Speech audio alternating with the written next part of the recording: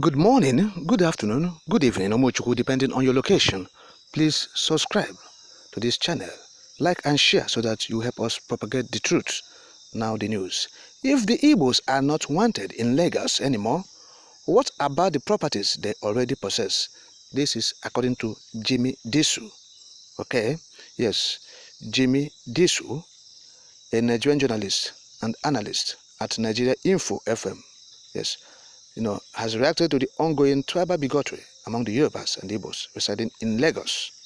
He said that if the Igbos are to leave Lagos, as claimed by the Yorubas, what about their properties for which they already possess the document? Now, Jimmy Dusu said, I quote now, "What is happening is deeply embarrassing to me as a Yoruba person and as the Lagosian that I am. I was taken aback by the thinking that was inherent in some certain persons. The hatred exhibited is mind-boggling. Now society is seemingly divided.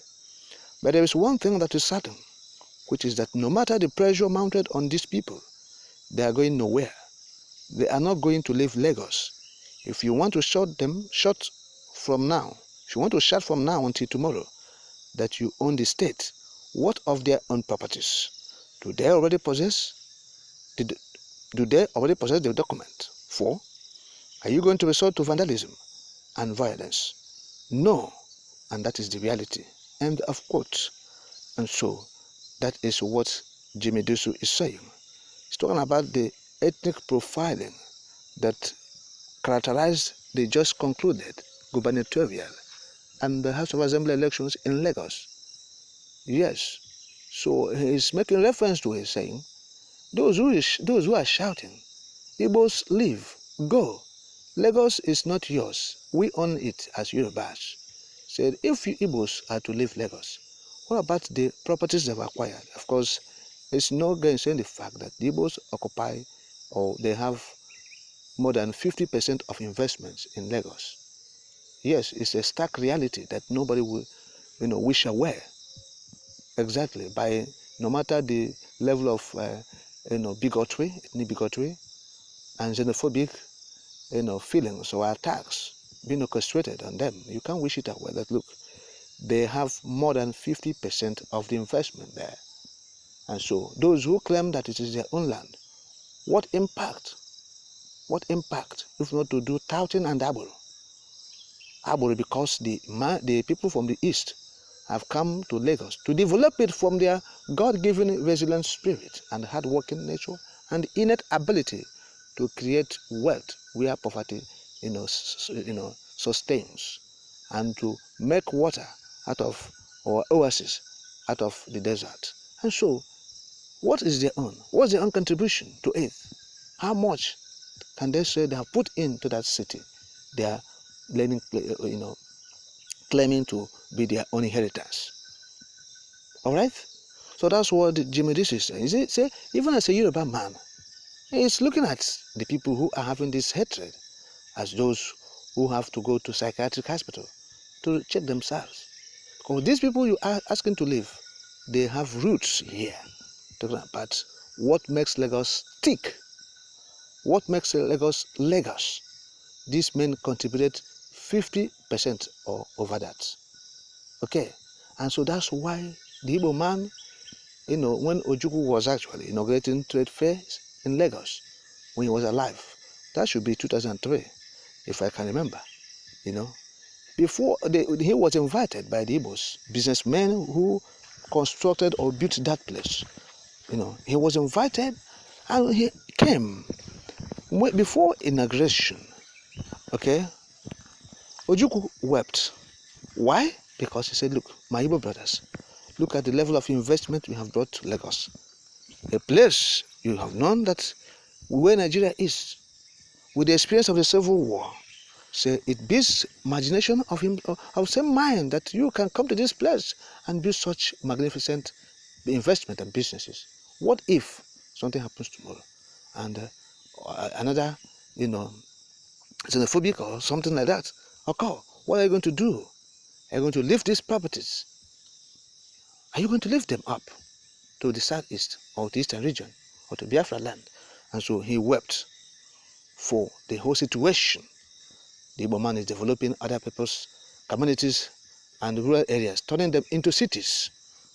Okay? So that has been the burden of the Igbo, to use their God-given intellect, the innate capability and capacity to move into bushy, forest, rural and rustic environments, turning it into cities. Yes, developing it as a developer, but one is not afraid of the desert. He's not afraid of the bush. He goes there, he knows that it's a human being that will transform it, because God has made everything possible for man, only for him to utilize them. Yes, as the Europeans and Americans have come to realize that it is within their ambits to turn their world around the way they want it. Unlike people who are here in Africa, leaders who believe that, oh, it's God who will bring everything down for them.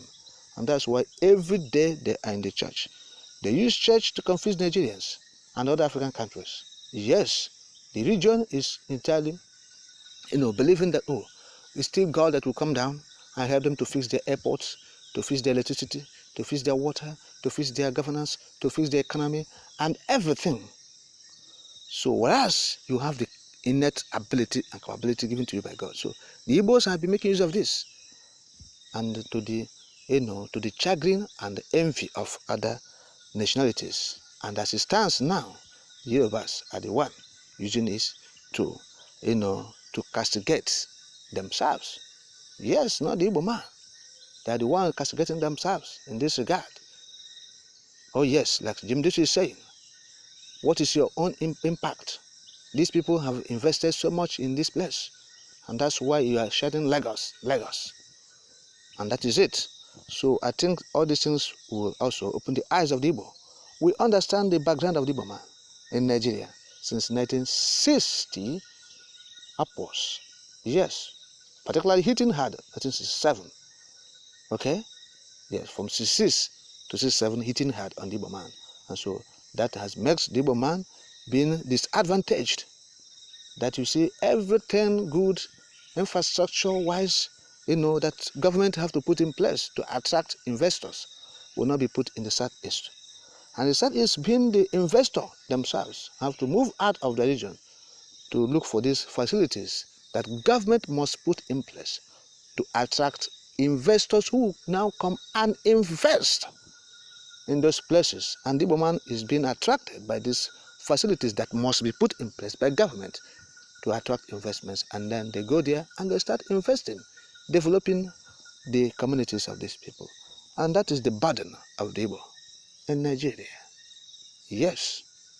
And that is what MNK have seen, and is struggling hard to pull the Igbo man out of this burden, to remove this heavy load, as the Igbo man is cutting it, struggling with it for decades now.